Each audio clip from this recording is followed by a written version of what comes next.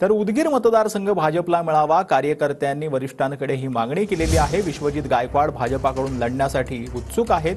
दिलीप गायकवाडही भाजपाकडून निवडणूक लढण्यास इच्छुक असल्याची माहिती मिळते। बावनकुळेंच्या भेटीसाठी उदगीरमधील भाजपा कार्यकर्ते मुंबईमध्ये दाखल झाले होते। उदगीरमध्ये सध्या अजित पवार गटाचे संजय बनसोडे हे विद्यमान आमदार आहेत।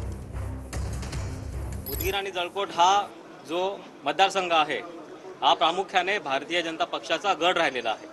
ह्याच्यापूर्वी तो जेव्हा हेर मतदारसंघ होता तेव्हा सुद्धा तिकडे 3 वेळेस भारतीय जनता पक्षाचेच आमदार निवडून आले होते। आणि हा जेव्हा आता उदगीर आणि जळकोट मतदारसंघ झालाय त्याच्यामध्ये सुद्धा गेल्या पास्ट मध्ये जर तुम्ही बघितलं तर 3 वेळेस हा भारतीय जनता पक्षाचाच आमदार या ठिकाणी निवडून आले होते।